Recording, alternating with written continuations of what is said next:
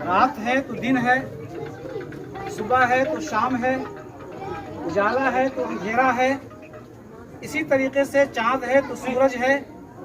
آپ نظر دوڑاتے چلے جائیں تو اللہ تعالیٰ نے ہر ایک کے مقابلے میں ہر ایک چیز کو پیدا کیا ہے، مرد ہے تو عورت ہے، اسی طریقے سے آپ نظر دوڑائیں تو ہر چیز ایک دوسرے کی ضد ہے۔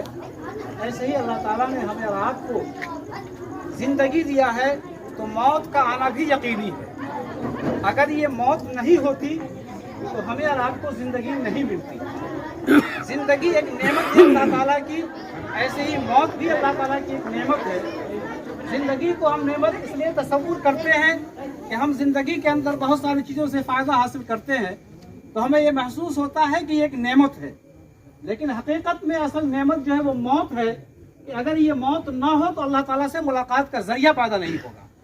اس لیے حدیث کے اندر کہا گیا ہے کہ موت جو ہے یہ ایک پل ہے کہ جس سے ایک حبیب کو حبیب سے ملاقات کا ایک ذریعہ ہے۔ تو اللہ تعالیٰ سے ملاقات کی تمنا اور خواہش کس کو نہیں ہوتی ہے؟ تو اللہ تعالیٰ کو جس سے محبت ہوتی ہے اللہ تعالیٰ اس کو اپنے پاس بلا لیتا ہے۔ گویا کہ یہ موت زندگی کے مقابلے میں ایک عظیم نعمت ہے جسے ہم آپ کو قدر کرنی چاہیے، اس پر ایمان رکھنا چاہیے۔